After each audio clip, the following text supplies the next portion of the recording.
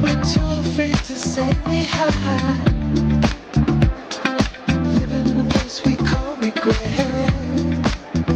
And we haven't found a way yet.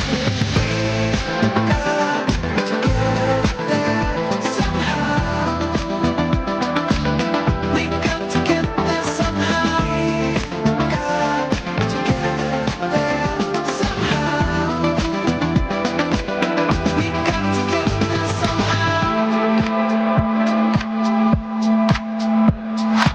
We don't know what we don't know what we don't know what we don't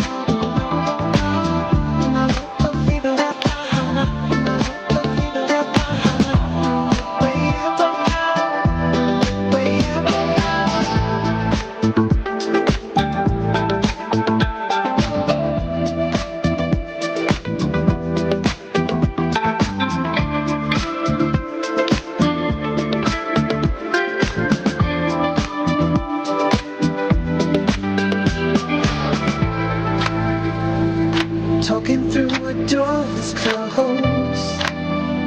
I want to say the words that no one knows. We invite you to take your seats and silence your mobile devices. The program will begin momentarily. Haven't found a way out yet. Got to get there somehow. We got to get there somehow. Got to get there somehow. We got to get there somehow. Got to get there somehow. We got to get there somehow. Got to get there somehow. We got to get there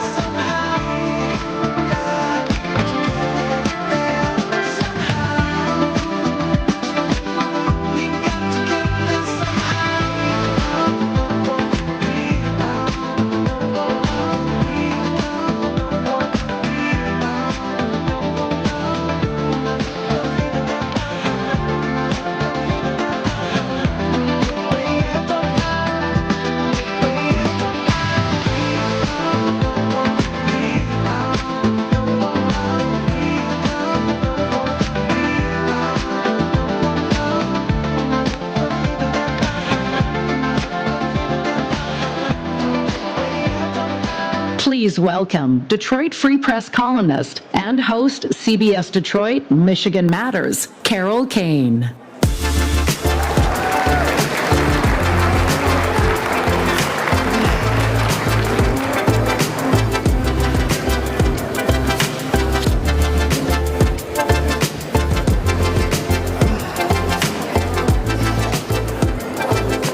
Wow, it's early. Good morning, and welcome to the inaugural Breakfast Club event of the 2026 season.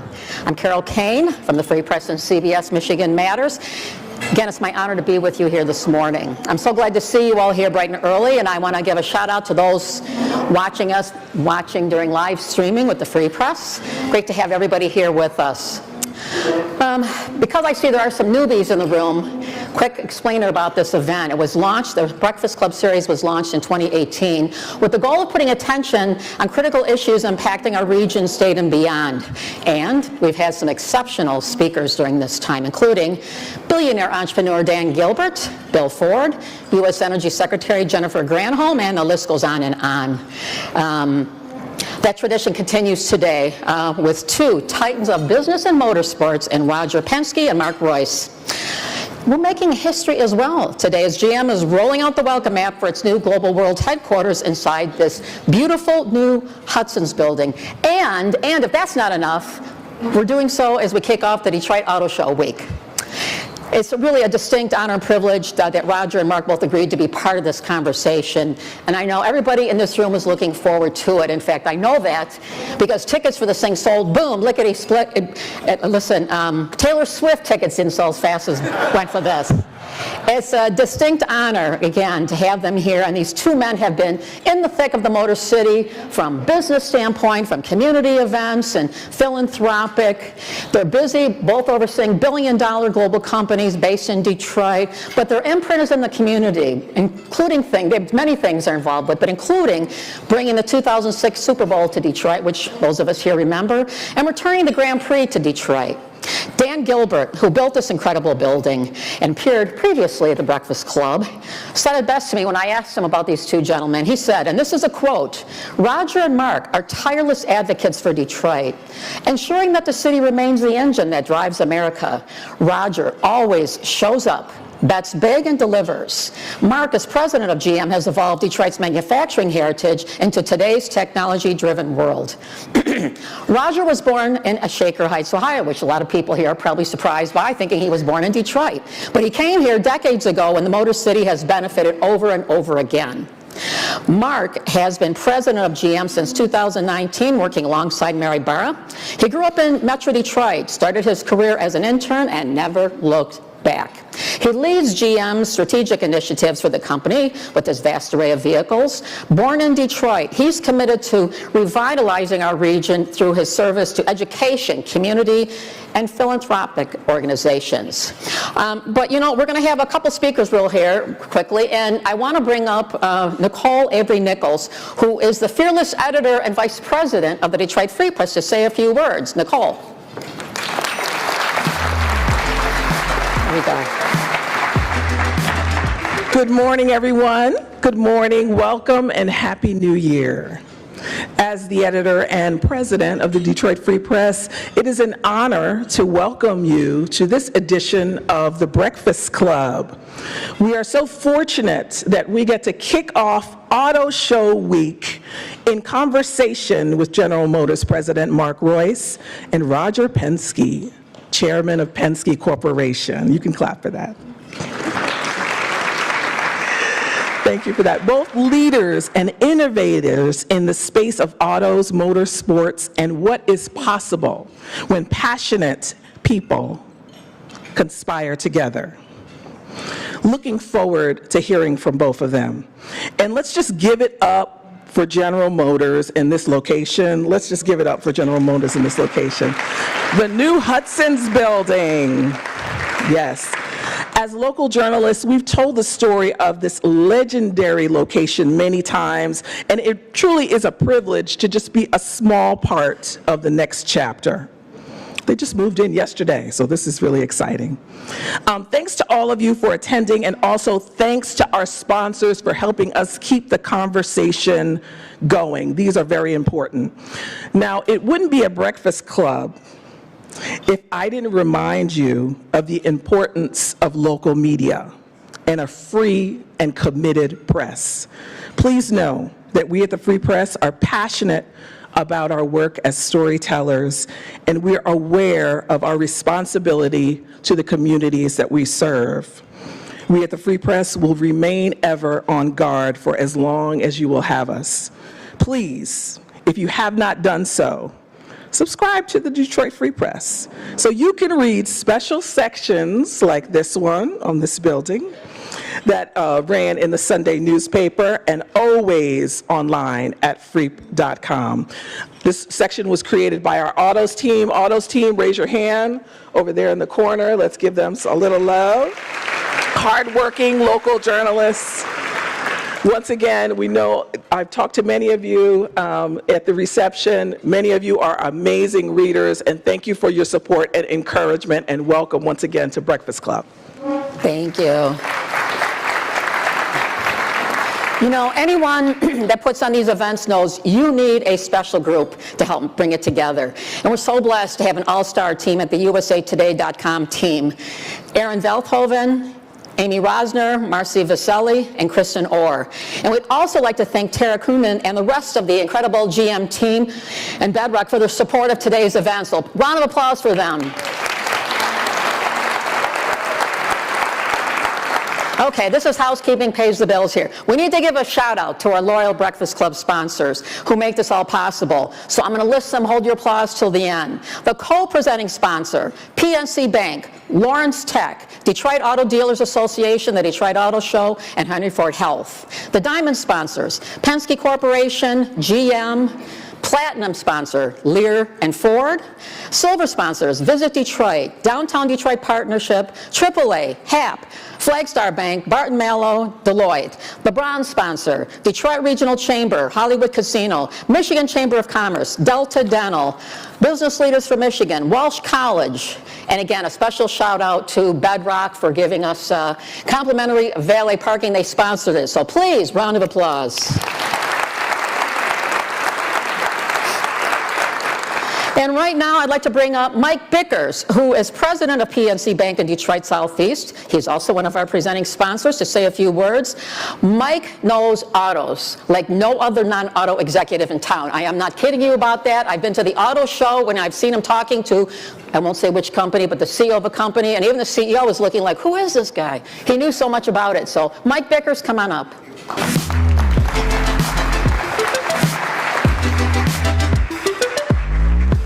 Good morning, and thank you for joining. On behalf of PNC, I'd like to thank Carol and Roger and Mark for making time for us today. It's so exciting to have them both so early in the year. The strength and commitment these two gentlemen have brought to our region has been nothing short of extraordinary and, quite frankly, in my view, necessary. You and your organizations are key reasons that we all live, work, so proud to do so, and participate in the growth of this region with so much opportunity in front of us. PNC's commitment is to do all it can to turn those opportunities into reality, such that the community benefits in a meaningful way, which matters to the children and the families that we care about. Thank you, and enjoy. Wow, that was good. So Mike, question for you. So I asked Mike, who follows us closely, how do you think that Mark and Mary are doing in the overall scheme of with EVs and everything else going on? And he was so effusive, but we don't have time for that, so. No, we don't, all right. Just take my word for it. All right, Lawrence Tech University is also presenting sponsor, and I'd like to ask LTU President Dr. Tarek Soap to the stage. And as showing we have incredible universities and colleges in our region here. He's heading from here right to Florida to attend a meeting of the Association of Independent Technology Universities, where he's being inaugurated as president of this organization. It's a prestigious organization that includes 15 private universities, including MIT, Caltech, and others. So, President Soap, please come to the stage.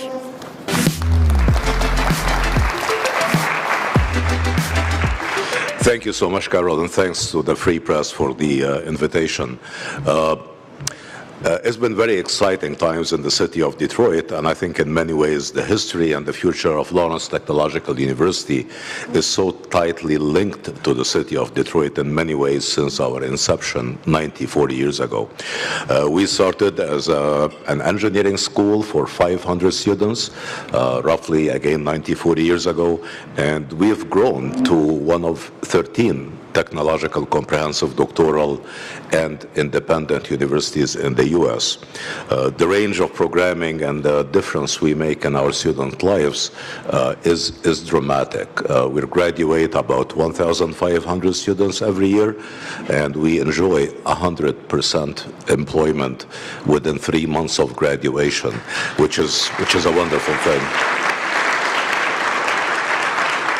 Our emphasis has always been on workforce development and professional programming, now not only in engineering, but in engineering and business and architecture and design, and as of recent, health sciences. It's been a great year for Lawrence Tech, actually. We were actually #1 in terms of starting salaries for recent graduates amongst all private and public universities in the state of Michigan, which is something we are incredibly proud of. We'd like to thank many colleagues in this room for their amazing support of our students and for their support of our scholarships program. On May 16th, in this room, we will have our annual fundraising gala. Last year, that gala was actually held at the station, and we were able to raise approximately $4 million that supported 80 students who would never have been able to attend Lawrence Tech. I can go forever, and Carol is going to kill me. I'm a professor by trade. I can speak for 3 hours, and I'm not going to do that. Thank you again, and have a great rest of the day. And you know, LTU is a wonderful program. They have many things there. Read my Detroit Free Press column I wrote. It's online, as Nicole says. You can read it there, right? Absolutely. Was that accurate? Absolutely. Yeah, okay. Can't say any more than that. I can't say anything else. All righty. Thank you so much. And Todd Zott is a person many of you in the room know. He's an auto dealer, and he has been very involved with the Detroit Auto Dealers Association. He is chairman, in fact, of the 2026 Detroit Auto Show. They, too, are a presenting sponsor of our event. But he has a very unique connection to today's panel, so I'm going to let him tell the tale. Todd?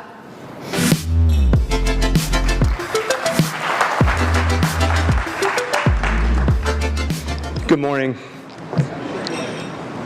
I'm really honored to be here at this important event on this historic day as GM opens up this new, beautiful headquarters building. I'm also very excited, as Carol said, because I have a long connection to GM and to one of today's speakers, Roger Penske. Over 50 years ago, when I was just a kid, I first met Roger as he opened his new Chevrolet dealership in Southfield. Growing up, I was surrounded by Chevrolets, and to this day, even though I don't sell them, I still love Camaros and Corvettes. Roger Penske had just hired my father as a parts manager at his new dealership, Penske Chevrolet. He later inspired my father, telling him that he had what it took to become a potential automobile dealer. That inspiration led my father to launch our family dealership business, in which ultimately brings me here today. And I thank Roger for that. It's a privilege to represent the Detroit Auto Show as its 2026 chair and our 285 automobile dealers in our Detroit Auto Dealers Association. We're excited to support such a great event and start an exceptionally exciting, incredible week here in the Motor City. I hope all of you get a chance to go down to Huntington Place and see the show. Thank you. Great job. Thank you, Todd. And our final presenting sponsor, Henry Ford Health. They're doing some incredibly big things here in the Motor City, too, tied to innovation and medical innovation. And Denise Brooks-Williams is here to share a few thoughts on that. Denise.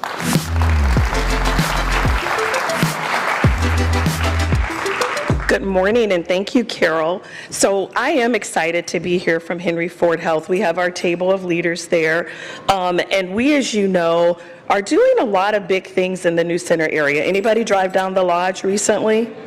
Yeah? Yes, you can give that a round of applause.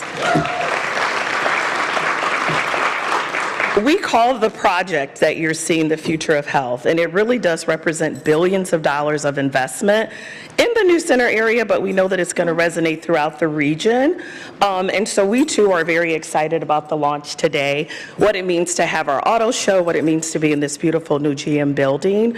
And what you see unfolding, quite honestly, in front of you is a new state-of-the-art hospital that'll have all private rooms, new emergency department, new surgical suites, technology really that we can't even technically imagine at this point.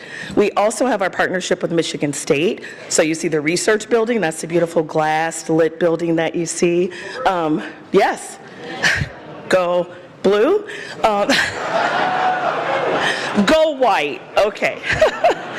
But it is our research institute where we're extremely excited about the innovations that are going to be brought into the community with our partnership with Michigan State. I had to do that as a Wolverine. But in addition to that, we also have the Nick Gilbert Neurofibromatosis Center that's in our institute, which will also be a great place of learning. Partnering really has been the foundation of the future of health, and so the Detroit Pistons are another partner that I'd like to name because they're going to bring housing. So we really are creating a live, work, play environment in the new center area, and we thank a lot of you. So one of my colleagues who came before me talked about their big fundraiser. I was looking at our philanthropy team. I said $4 million. So do know those billions still have capacity for you to participate and partner with Henry Ford Health if you would like. Philanthropy has been a huge contributor to the project in all seriousness, and many of you in this room have supported us in getting to this point. So we're excited to be at Breakfast Club this morning, hear what's going on, and thank you for your support of Henry Ford. Thank you so much. That was great. Again, big thanks to PNC, LTU, DADA, and Henry Ford Health, and all of our sponsors. I know this is a tough time for a lot of us, a lot of companies, a lot of organizations who are still found a way to get their way here to this. Really appreciate it. Your being here also shows how important this is, because you know we're going to talk about important issues this morning. And speaking of that, before I say this, is Brian White here? Did he make it out of the VIP line? He called me from the VIP line. There we go. Okay, so the city is under new leadership as Mary Sheffield won a decisive victory in November. She's the first woman to hold the job following 75 men who preceded her. She couldn't be with us today, but we're pleased that Brian White, her deputy mayor, is here. Mr. Deputy Mayor Brian White, please join us.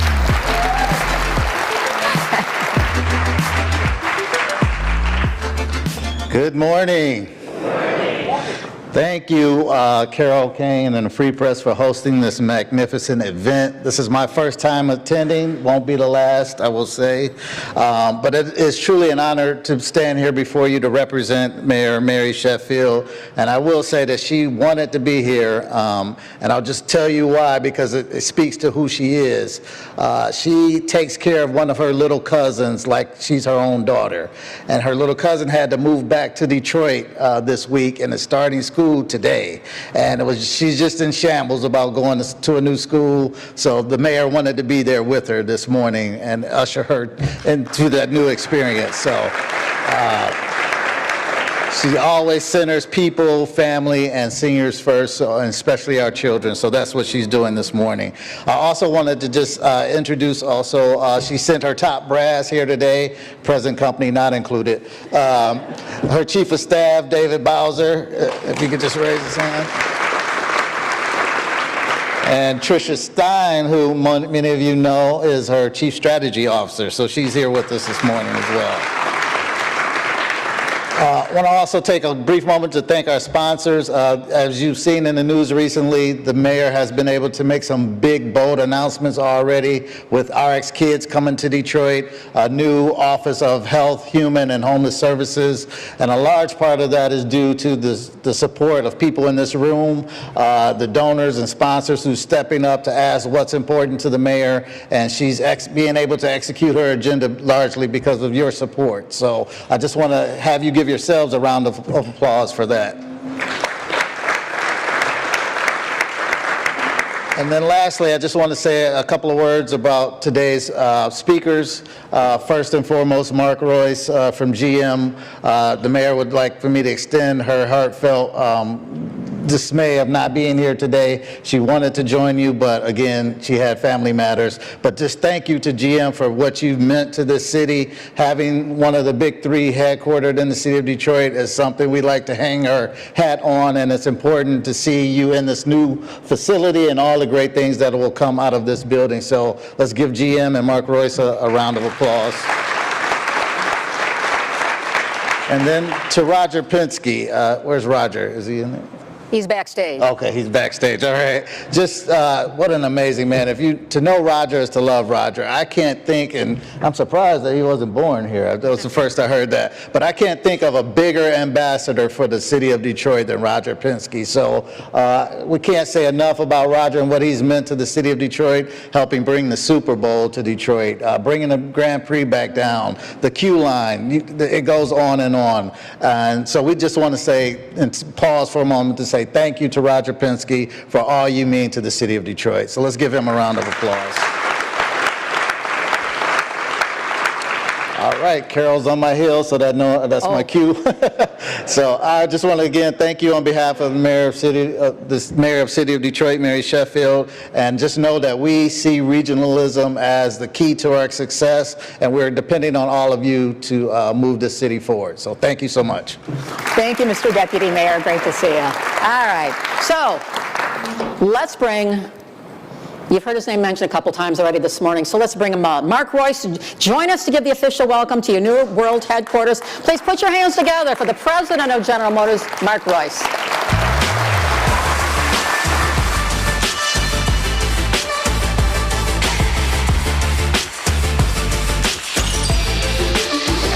Thank you.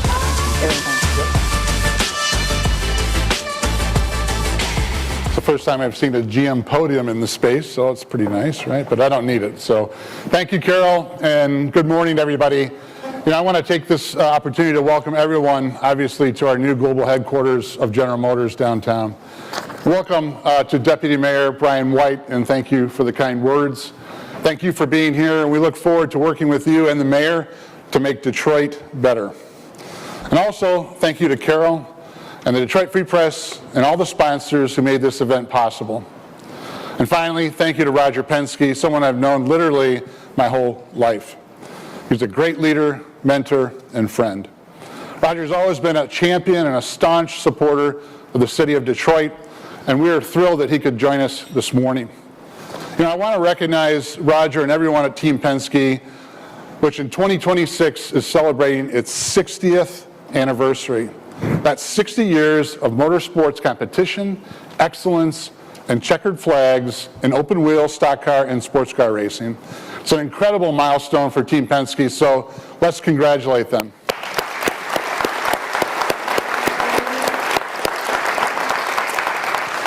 Thank you. It's a big deal.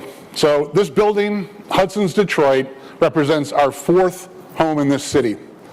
The first one we opened in 1911 on Woodward Avenue, just a few blocks down toward the riverfront on the west side of the street between Fort and Congress. As we all know, Hudson's Detroit stands on historic ground, and by choosing it as our new home, we honor the heritage of our past, even as we invest decisively in our future of innovation and success. Our presence here embodies our commitment to Detroit's revitalization and growth. We believe a strong Michigan with an educated and motivated workforce will create the innovation needed to drive the future of our industry. There's a strong Detroit, and that engine that powers Michigan is right here. That's why we're here in this incredible new building, building a new chapter in the story of General Motors and the story of Detroit. I strongly encourage you to explore and look at the amazing touches GM Design has put in this facility. Among our vehicles displayed today is the Chevrolet Corvette ZR1X, the most advanced Corvette and the quickest vehicle General Motors has ever made. So, pretty cool. So how quick is it? I'm glad you're thinking about that, and, you know, so check this out.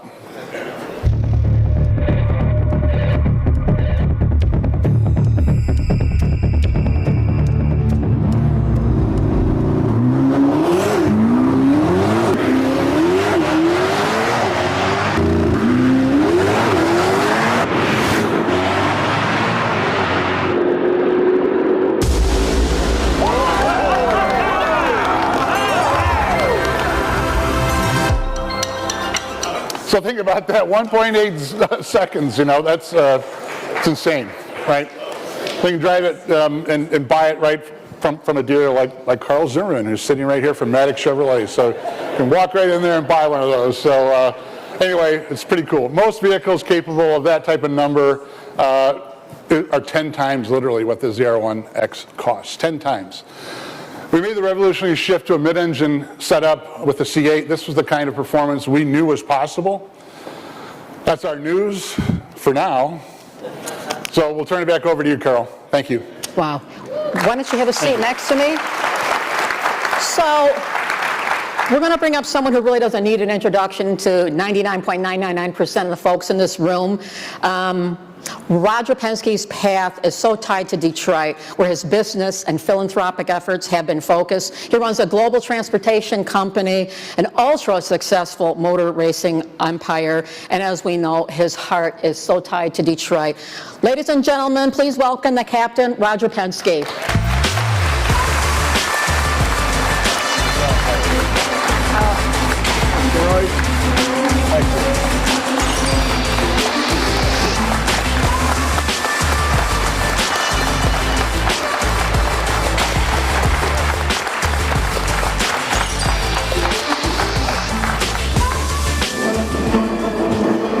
Well, that was quite an opening. So, Roger, I can't thank you enough for joining us today as on this momentous day where we're celebrating GM's move back to Woodward in this new facility. And again, I appreciate you being here. Excuse me, Mark, I appreciate you being here. You both have done so much in the city, your impact in business, the corporate community, philanthropic, and beyond, not just here, but around the globe. So thank you again for being here. So, Roger, let me start with you on this, because your history with GM goes back, way back, to the time when, and with Chevy and also at GM. You were a race car driver early on. You became a Chevy dealer. You have partnered motorsports through Team Penske, Grand Prix, and the IndyCar Series. So, talk about the history of you and GM and Chevy and how it's evolved. Well, first, Carol, let me welcome everyone here today and thank you for letting me be part of this great occasion. And Mark, to you and Mary Bear and the whole board of directors to make the commitment, here in our city to stay here. It was a watershed decision. People don't realize that. Really, the anchor. This really, when you think about it, is the automotive capital of the world, and there's no question that your presence here at GM and what they've done in the investment here is amazing. But, I'll tell you a funny story. I was at Lehigh in college, and, I was very interested in racing. And in 1957, many of you weren't around in 57, I know that when you think 7 decades ago. And I went to the Chevrolet dealer in Bethlehem, Pennsylvania. He had a competition Corvette. I bought it on a GMAC payment book, just to let you know how we got started. So you think about that. So I was really in the game at that point. But, Carol, I started out, obviously driving myself and had an opportunity to race a car in Daytona, our team did. And as we progressed, and then really in 1965, I became a Chevrolet dealer in West Philadelphia, when you think about it, how many years ago. And Mark, that was the time you could buy an Impala with white walls for $2,800, just to put it in perspective. And you can't buy a set of wheels for that now for your car. But seriously, so that really manifested itself, and we obviously teamed up with GM and had the Trans Am Series, which we won, and then moved on. And I had the opportunity during this time, really in the 70s, to meet Mark's dad, Lloyd Royce, when he was chief engineer at Chevy, and he was very interested in motorsports and performance, and we teamed up really in '86 and decided that we were going to do an Indy engine. And you go back to 1920, I think, was the first time. I think it was Lewis Chevrolet, or one of them won the Indy 500 back at that point when you think about it. But we took 2 years, and I remember the story. We went out to Michigan, and we were taking the car out there with the Chevy engine, and we were like this, hoping that we could make a couple laps at a couple 100 miles an hour, because that's what we had told Lloyd. He was standing, and I'll never forget that day. It was probably one of the days that I'll always remember. But that manifested itself really into a partnership, Carol, with General Motors and Chevrolet, and really the company, which has given us, myself, our family and our company, really the background and obviously the foundation to have the success. And through that 2-year period, 86 to 88, we then went to Indianapolis, and we won the first 500 for over 60-some years for Chevrolet. And think about it, since that time, we've had 20 wins, and 10 of them have been with General Motors.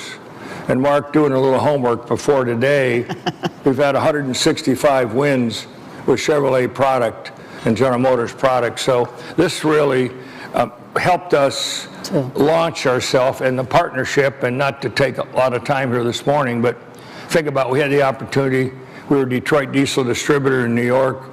GM had decided to sell off some of their non-core products, and we partnered with GM at Detroit Diesel, and within 3 years together we took the market share in the heavy-duty truck market from 3% to 30%, and that was a complete, against Caterpillar and against Cummins, and that was the partnership. And I think dealing with Mark and the entire company, this has been game-changing for our company today, and I can't thank you enough for the opportunity. When you think about how are you successful, my dad told me a long time how effort equals results, there's no question.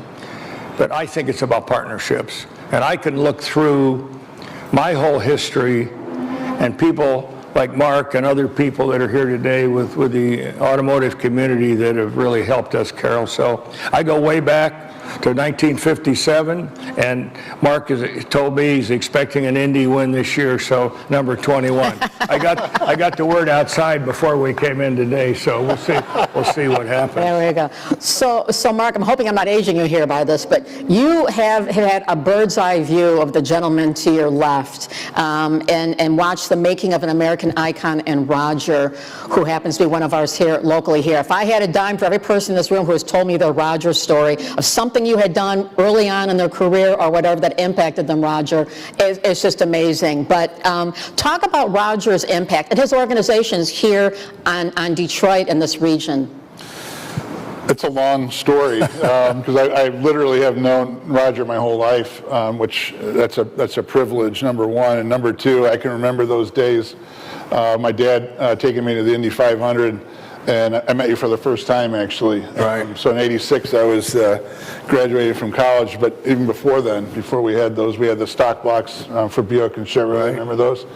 And boy, going to the Indy 500, I just really wanted to be an engineer. I really wanted to be like Roger, and be like the company, because the execution was always so high. And frankly, I was in awe. Every time my dad took me to one of those races, and his wife, Kathy, sort of always took care of me because there was a lot of business going on, so I was sort of hanging around. And I looked older than I was, so I could sneak into the pits, but she always took care of me. So a lot of fond memories there, but also a lot of winning memories. And later, as we became business partners over a long period of time, Roger and I, post-financial crisis, sat down and said, I'd really like to have a Chevrolet engine back in IndyCar. And Ilmore is still there, the original partnership that goes back to that '86 time frame. Right. And what could we do to do that? And so we sat down with Bud and the whole Penske team and took a look at, can we get another Detroit race here?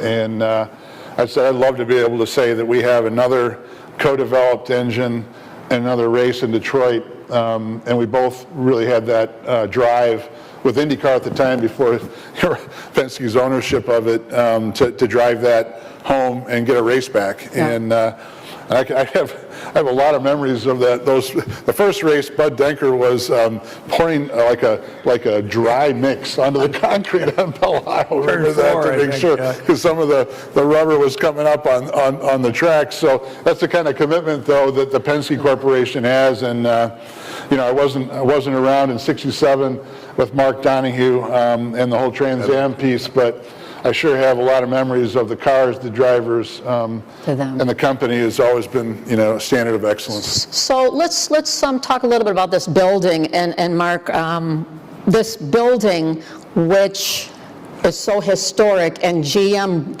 making the imprint, looking to Michigan's history in terms of architecture, art, and just touches all throughout this building. We're very mindful, and if you can just talk a second or two. Sure. Because I know there's many different things, we don't have that much time. Just like, what are one or two highlights to you about in the facility here? Well, if you go back in history and you look at GM really brought aesthetic design to the industry.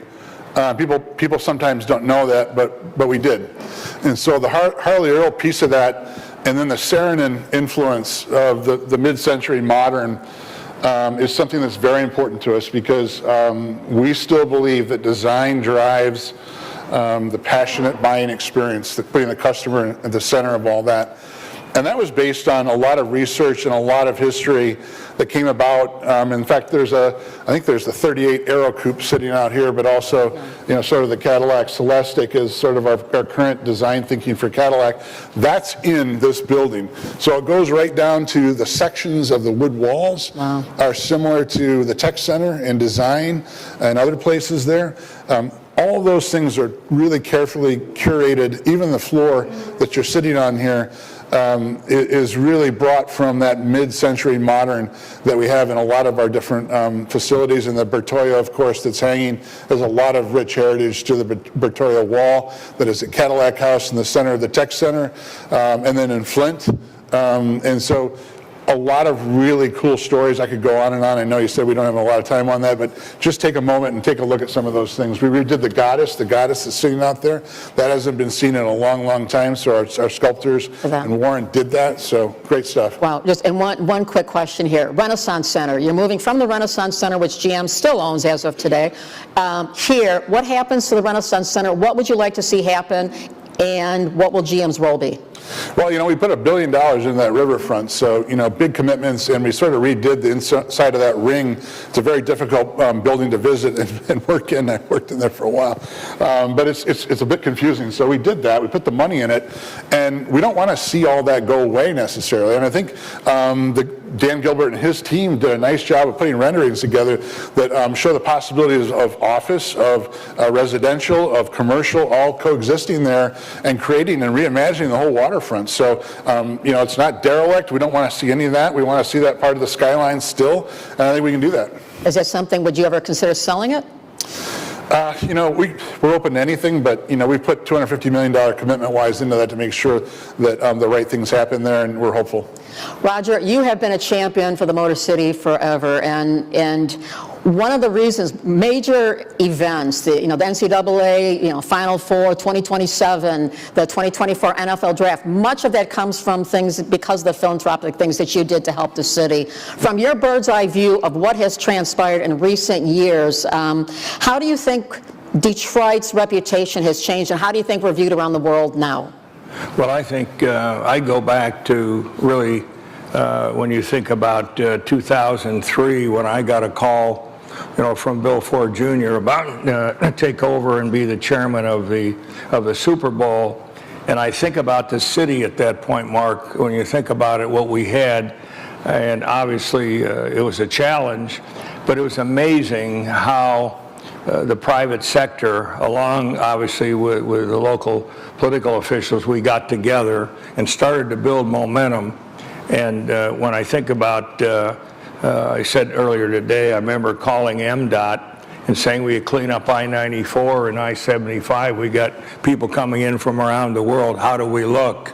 I remember having 2 vans with painters in it, and we'd say, let's paint this building, and tear this one down. So this was the momentum, and it wasn't just me. I mean, I happened to have a responsibility, but it was the amalgamation of the people here in Detroit, and to see the success of the Super Bowl and what we've been able to accomplish since then.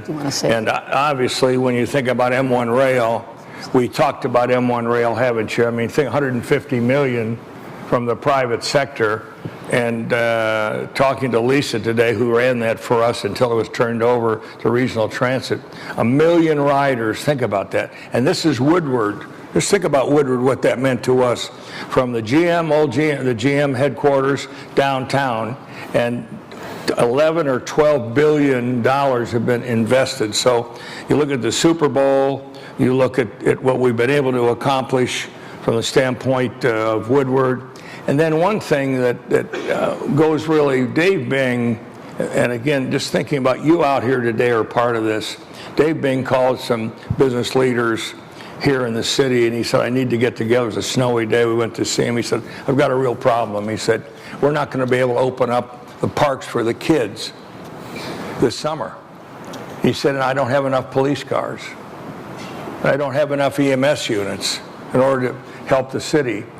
I said, I'll take that one on. I made 3 phone calls. We got 100 police cars. The foundations and the automotive industry here stepped up, and we gave back to the city. And that's what I see today. We can see the buildings and certainly General Motors, and I take my hat off to Gilbert and Illich and a lot of the people that have committed here. But it's really the human capital, the people here that have taken their hard work and their capital to help this city. So I see trouble back in 2002 and 3, what we went through. How about the bankruptcy? You know, Mike Duggan, what a job, 12 years, and he helped champion, you know, the big bargain to get us through to where we are today. And then Mary Sheffield coming in, which we're excited with her history and certainly in the council, should be a great leader too. So I see Super Bowl, I see where we are today, and this obviously shows where we are, and the city is vibrant. And to be able to showcase the city, I tell this to Bud Denker, when we have the TV here and you showcase Detroit, you know, that's worth a Super Bowl look at the city when we have the race here. So I can't thank Mark and the partnership we have for that too. So it's a great partnership, and thank everybody here, you know, for what you've done. You look like you were going to say something, Mark. No? No, there's so much to say. Please. Yeah, I know. You're right. He's watching the clock, too. We're all watching the clock. No, Anyways, so we're here, and I know Sam Clement. We heard from Todd Zott, the Detroit Auto Dealers. They've got the Detroit Auto Show going, officially kicking off tomorrow, though it's just kind of on the unofficial start of it today. Thoughts about the show, and how do you see its role? How do you see the role in the Detroit Auto Show fitting in? You know, this is the changing landscape of media, automotive journalism, the coverage of all of that, and the incredibly variable timeline of vehicle introductions doesn't help keep intact the International Auto Show, not just in Detroit, but anywhere. So it's a lot tougher deal. And I have to give the whole team a lot of credit here for bringing it back to a really good Detroit auto show, which is what you have to sort of reset and go back to. So, you know, our display, we're committed. We're always committed. But I would say the industry's committed too, and I think it's only upwards from what we're going to do this year again.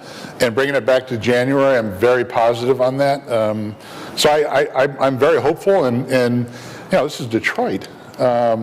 This is a motor city. We have got to have a good auto show, right? I mean, come on, right? I mean, we have to. So, yeah, I mean, kudos, because I know it's hard. And it is a changing landscape, and it's very competitive, and people are watching where they spend their money. So we're all in, and so I think it's going to be great. Let me ask real quickly here about auto dealers. You're both involved in businesses which have a huge chunk of business and revenue tied to how auto dealers are doing. The industry is changing. There's a lot of competition from non-traditional auto dealer ways of buying cars and trucks at this point in time. How drastically has it changed now from when you started, and where do you see the trajectory going on that? Well, I think he's a dealer too, by the way. Really you got the long view, right? Yeah, a really big one. Well, let's say this. The one thing we have in the United States is a franchise system. And I think that the major U.S. manufacturers are committed to that long term. You know, we've got a lot of, you know, direct selling that are trying to take place. It's difficult because you just don't barcode a windshield of a car and people drive it out. You know, we've got a trade-in, we got financing, we got a lot of things. And remember, we're the downstream partner with a manufacturer, because it goes a lot further than just the sale of the car. You know, it's the service, it's the things that take place. And I think the dealer, if you meet the requirements, and I would say this, that the OEMs are expecting, you know, common CI, corporate identity, common training, and things like that, and then the opportunity through AI that we're using in order to connect with our customers. This is all being helped generated by the manufacturers. So I see that partnership getting stronger, and I've said before, one of the critical things is the captive finance company. And when I look at GM and I look at the real players in the business, that is the underlying strength. Guess what? Our floor plan our customer leasing, our customer financing, and capital loans for the dealers. So we're so hooked together. I don't think there's anyone that I see in my lifetime who's going to come in and blow up the franchise system. There'll be people gnawing at the side of it and some of the startups, but really, sure they're competitors, but at the end of the day for us, we'll sell 500,000 new and used vehicles this year. And I can tell you every one of them is sold through a franchise system on a worldwide basis. And so I see it being strong. I don't know how you feel, Mark. Well, we've never questioned that, even though the industry has seen some of the gnawing around the edges of it. But we're deeply committed. What we have done is worked hard to get the tool sets for our dealers to make it easier for them to connect with the company, make it easier for our customers to connect with the dealer. And so we are continually making those tool sets better and better and better. So we're very committed to that. But, the way I look at it, and I've always looked at it, is the dealer is our frontline customer. So those dealers are the ones at the coalface with our customers every day. And so those dealers they better believe in us and what we're doing. That's a gift, and that's earned every day. And those dealers, those are the mechanisms, those people every day are the mechanisms to our customers. So anything we can do to make it easier, to better, faster, quicker on approvals, or the whole discount and incentive piece of it is the elasticity of the market. So if we're doing that and we see that easier at the customer level with the dealer, hugely important to us. So we're in it for the long, long haul on that. And I can say, our company is number one in loyalty, and it's because of our product and because of our dealers. That's why. So I know you both, besides having a love of Detroit, a love of motorsports, which is huge to both of you. And Mark, you're both professional race car drivers. You did something that few people in this room, I'm going to guess, have probably done, and that's drive a Corvette ZR1 at 233 miles per hour, which you have to tell me where this was. It wasn't on the Lodge, no doubt. Your tires would have been No, but this morning was very competitive, but it was not on the Lodge. So what was that like? Everything happens really fast. I mean, really fast. And so it's hard to describe. You're pulling some serious G's. It's done on a long oval. And so they average the speeds going north and south on it. And the thing I was not prepared with, Ken Morris and I were doing this, and the G-force. And so the G-force going into that at over 200 miles an hour and coming out of it is something you don't see on a simulator, and no. Frankly, I don't know how you teach that, but it was thrilling. You hold your breath, did you? Yeah, I didn't. No, I didn't close my eyes. No, I didn't. Trying to force the blood into my head. But speaking of motorsports, a couple of things here. We're deeply, deeply committed to motorsports, and we have been. Along the way. So we race in the GTP, IMSA and WEC. We race Corvettes, globally. It's a big deal. And then IndyCar, of course. 134 wins across all of our national series last year.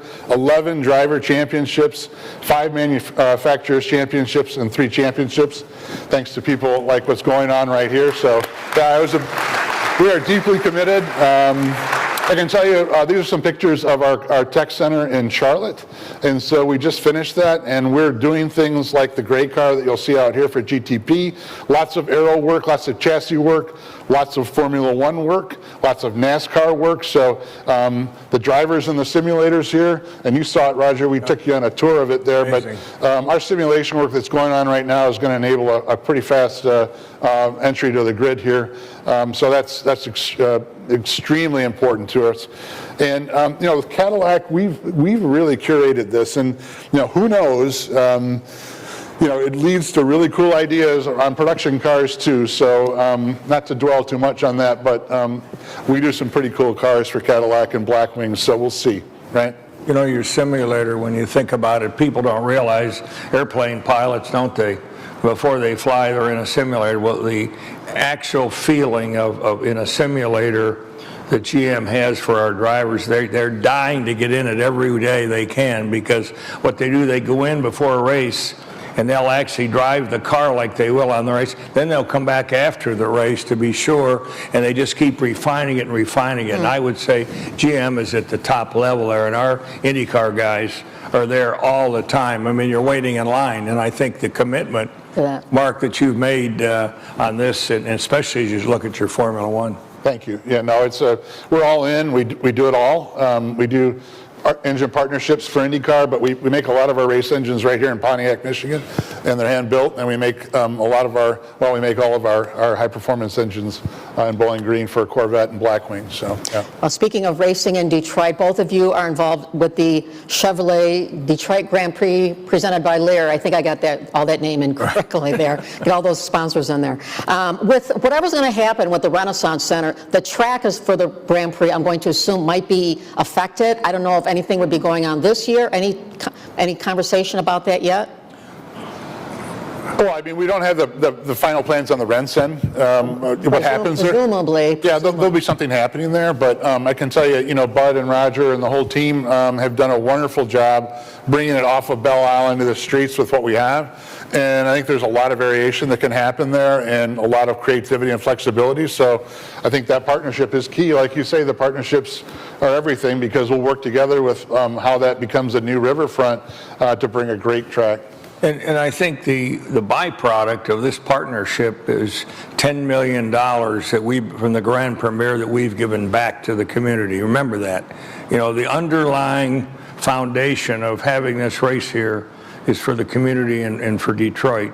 And you folks out here that help us there, it's a big, big help. And I would hope that we've got 2 or 3 years, and then we'll sit down, as Mark said, and determine what we can do, because, it's free. Think about the economic benefit.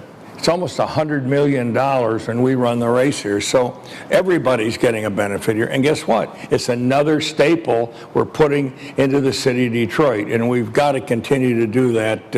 And I would say having GM there, and to think about the pit lane that Bud and the team did this past couple of years, and you sit there and you see the GM building there at the end of the pit lane. You go out there and look at it. It's massive. There's no place like it. And obviously, Mark, you've been a big supporter of ours. But I would say, Carol, we're going to continue to race in Detroit. Yeah. And we want to see the building going on, because things are happening. I guess construction cranes are good sites. That's what I remember. Dennis Archer, way back when he was mayor, told me that when everyone was complaining about the cranes going up and causing construction delays. Speaking of issues, 2025. I don't know what adjectives you might use, and I guess behind closed doors you might use other words. I'll just call it turbulent with respect to managing, operating supply chains and managing supply chains with the president's tariffs and other things that have been going on throughout the last 12 months here.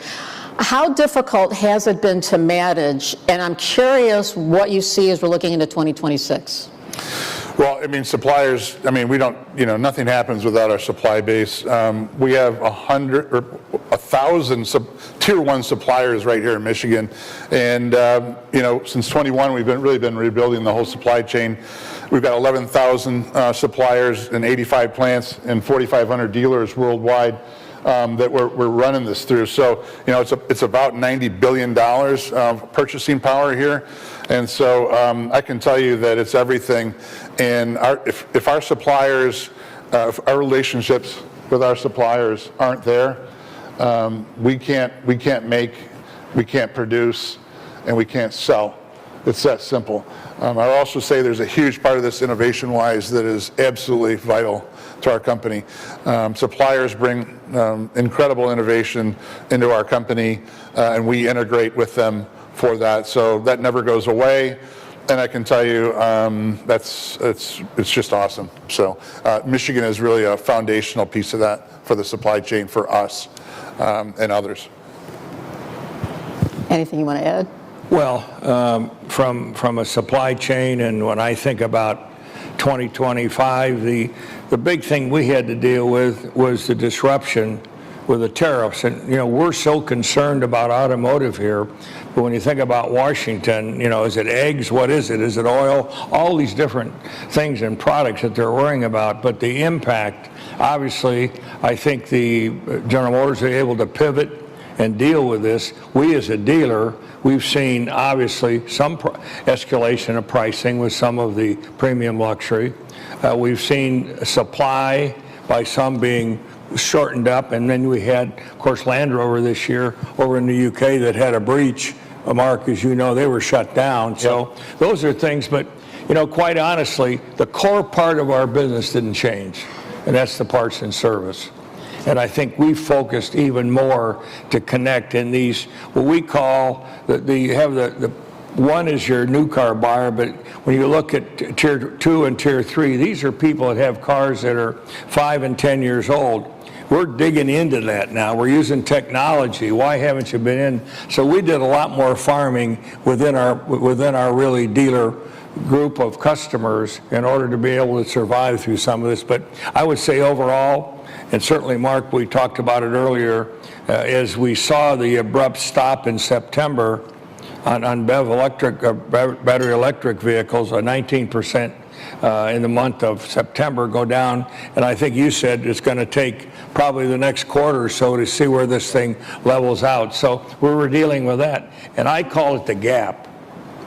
When you look at this, we had the electric vehicles being sold in California and places like it, maybe 20%, 25%, but when that $7,500 stopped, there was a gap, and the ICE vehicles didn't pick that up. So we're starting to have that merge now as we look into 2026, and I think, as Mark said, it's going to take time.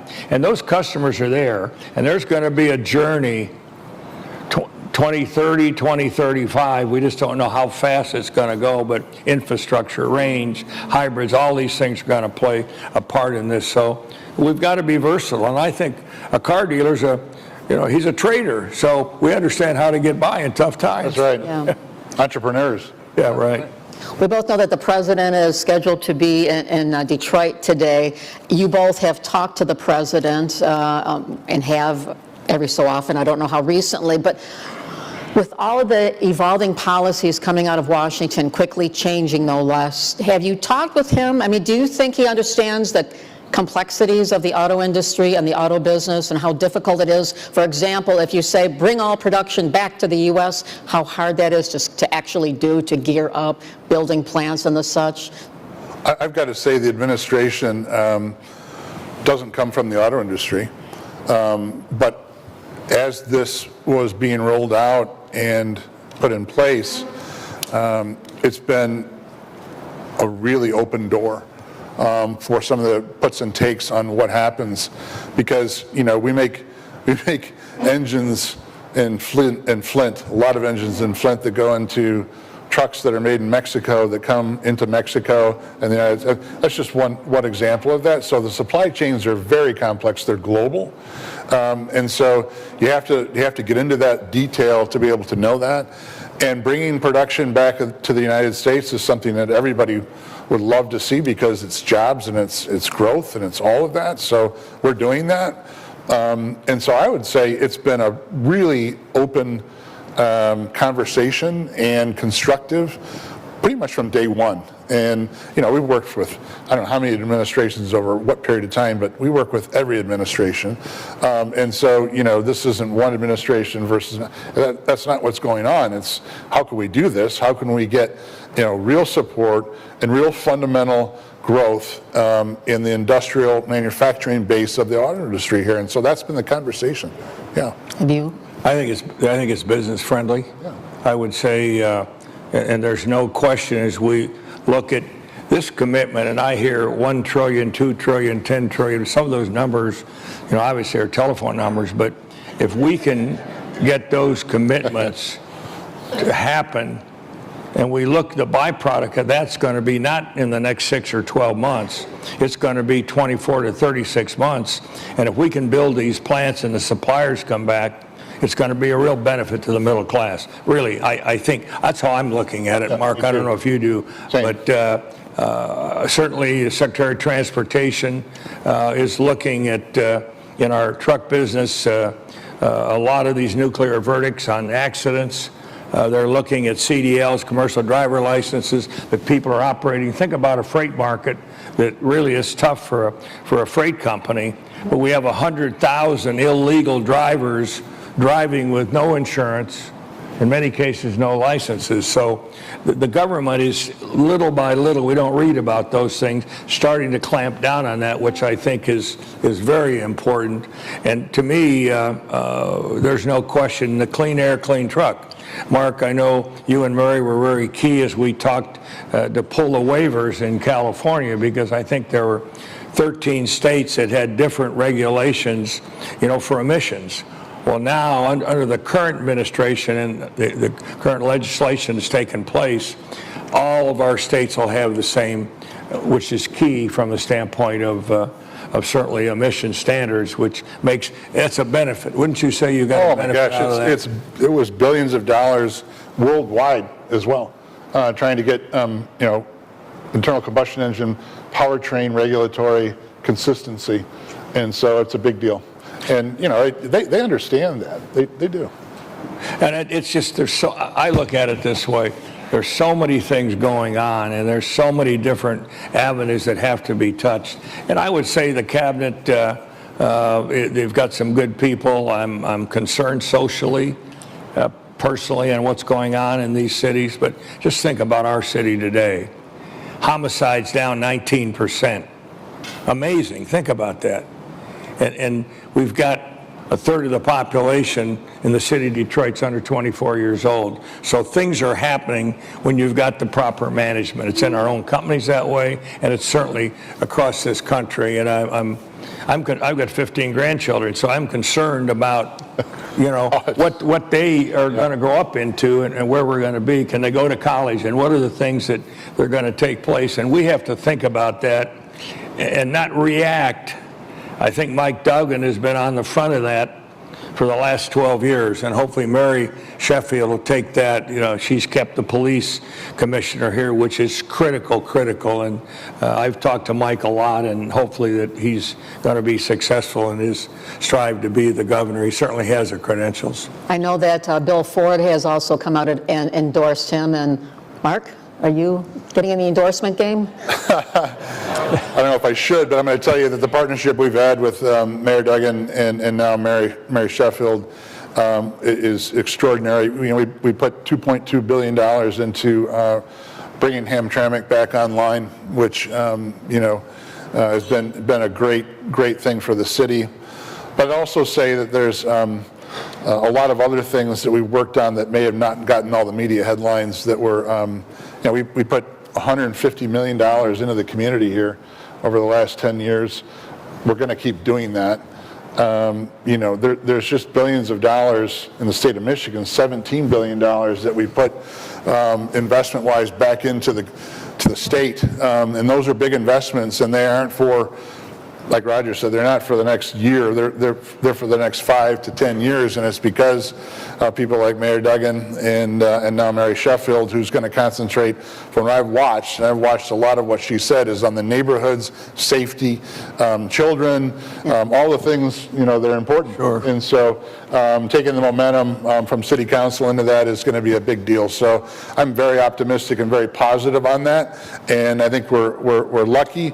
Just in Michigan, 38 facilities, 210 dealers, 1,000 Tier 1 supplier locations, and a lot of money. So on a United States level, we're about $134 billion from an economic additive piece of that. That's a lot. Mm-hmm. We employ the most people in the United States of any OEM. And we make and sell, we sell the most vehicles of any OEM. So it's a big contribution. State of Michigan, just by itself, 4%, $29 billion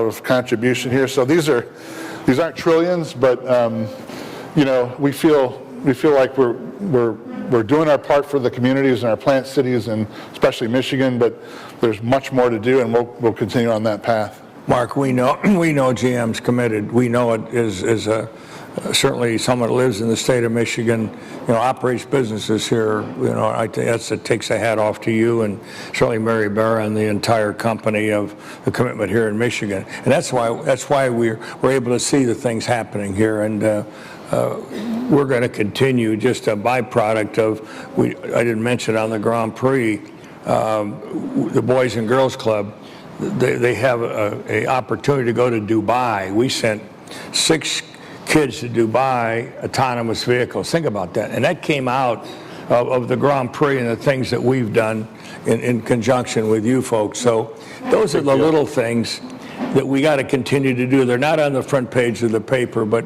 that's the heart and soul, the DNA of General Motors and the partnership that we have with them here. All of us do. You're both involved with business leaders from Michigan and other organizations here. We know there's a huge focus with everybody, from the mayor, the governor, senators, everybody, on making sure our kids are better educated, getting the skills they need for the future here. How do you think, we could talk the whole time on that, but how do you think in a nutshell we're doing as a region/state at educating young folks? You've seen the test scores, which is obviously one barometer, but how are we doing? This is over 10 years of doing things like the Student Corps, which I know Heidi Magyar is here, who's led that. But we take students out of the Detroit Public Schools, educate them on things like checkbooks, bank accounts. I wish I would have had that back then. All of those things. So we get a good front view of that. And I'd say the opportunities continually are not what we need to be doing there. The opportunities to show kids what could be are still in front of us. And so while it's a lot better, the test scores aren't good. And so we have got to keep working on that, and it is an ecosystem problem. It is not because there's no money or there's not great teachers. That's not true. There are. And so what can we do to continually change the ecosystem of how kids go to school and attend school? I think that's what's really encouraging about what Mary Sheffield's doing. That concentration on the neighborhoods and the ecosystem is really key to break that cycle. Yeah. Anything on education? Well, Carol, I would say part of education is work. And the opportunity that we've done here with the workforce development within the city, and the opportunity for these kids to be apprentices potentially during the summer is critical, because we can get them to a certain point, but if they can't go out and work, and many of these are kids from single parents, think about that and how tough that is. And to me, if we can get the basics, and these neighborhood programs that we've put together have been amazing. And but there's a long way to go here, and I think that I'm interested in seeing that, as I did and Mark did, while you're delivering newspapers or you're flipping hamburgers or whatever you're doing, we got to get these kids out, because standing on the corner, with our iPhone, that's not going to make it, and that's what we're fighting. The communication today is not face-to-face anymore. It's, I'm going to talk to you, on your phone, and that's don't you agree? I mean, we didn't grow up that way, and but I think we're committed here in this state, and we're committed here in this city, and this workforce program, I think, is terrific, and I know that GM has played a big part of that. Mm-hmm. Mark, I want to ask you this, because the Gordie Howe Bridge is coming to life here, a matter of weeks, months, sometime in 2026. I know you were involved at one point with the Gordie Howe Bridge and helping to bring that to life here. There's a trade agreement between U.S., Canada, and Mexico right now, which is up for review. This was signed during Donald Trump's first term. A lot of conversation be going on there. How important is Canada to GM? It's very important. We have multiple facilities there. Always have had, have a tech hub there around the Markham area. So, if you think about it, we've always said that we want to go to where people want to be for some of the places that bring different things to our company, whether it's technical ability or manufacturing. The manufacturing sites we have in Canada are some of our very best in terms of commitment, quality, and production. So it's very important to us. Oshawa in particular, our headquarters in Canada is very important. It's been a long-standing thing. And I think our Mexico operations the same way. We have been there for a long, long time, probably my whole career. And so that's a great place for us from a market share and sell. We make a lot of things and sell in Mexico, but we also have a global footprint of other markets that come out of Mexico. So very important to us. We also, like I mentioned, the engine example, that's one small example, but our supply chains go all the way through all three countries. It's not simple. It's very complex. And, I think it's a big strength. The whole North American piece of that is a big strength. But don't you think, Mark, this is a critical point for the president? Yeah. It's got to be solved because it has an impact. Manufacturing parts in Canada, bringing them to the U.S. I mean, there's all the manufacturers, and I think that from my perspective, that should be almost at the top right now. We understand tariffs are coming. They're dealing with the international manufacturers, but today, for us in the U.S., this is critical. I agree. I know someone in the audience, Colin Bird, is here, the Canadian Consul General. He's probably calling Mark Carney saying, did you hear that? Did you?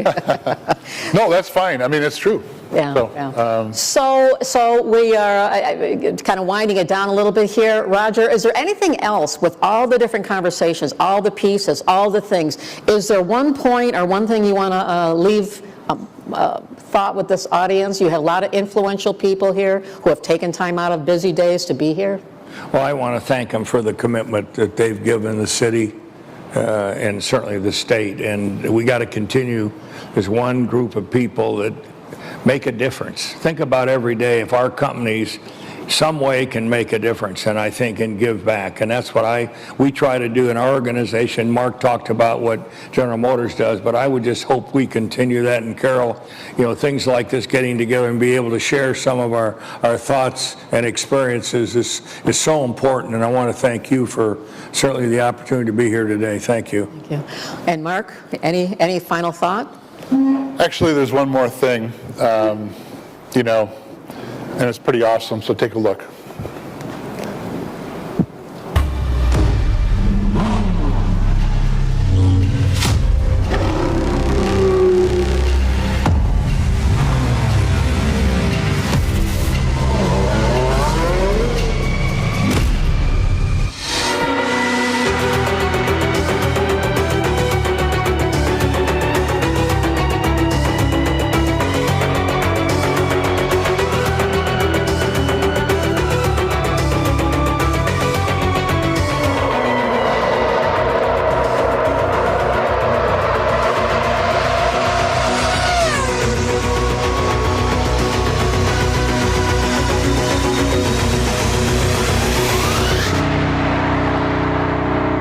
Hey.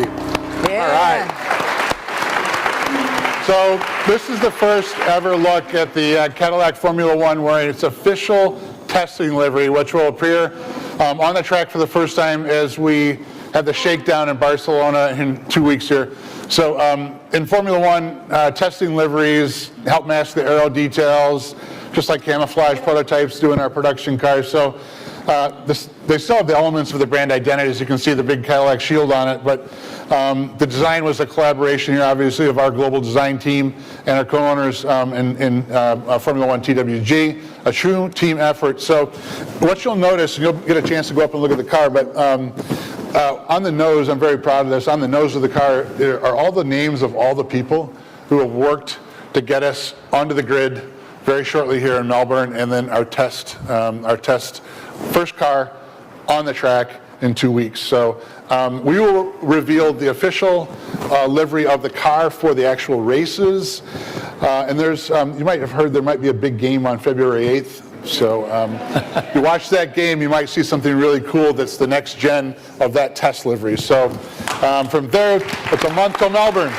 Yeah. So enjoy it, and that's all the big news we have today. Caroline, thank you. Well, and the other thing is that will be on display, I understand, at the Detroit Auto Show. If you don't get a chance to see it now. Yeah. And also for people here who wanted to take a tour of the GM's headquarters, Bedrock, people will gather, I'm not sure, Tara, wherever people wanted. Just come over this way if you want to take the tour. Yeah. So I want to thank Mark Royce, Roger Penske for being part of this historic event and day and the evolving story of the Motor City. Thanks to the sponsors. Watch for notice of the next Breakfast Club. No, you can see a recap of this event on Michigan. I have to give a plug to my show. You have to watch a recap of the show on Michigan Matters this Sunday on CBS Detroit. And again, the tours are available. Thank you guys so much for being here. And everybody have a safe day and enjoy the Detroit Auto Show.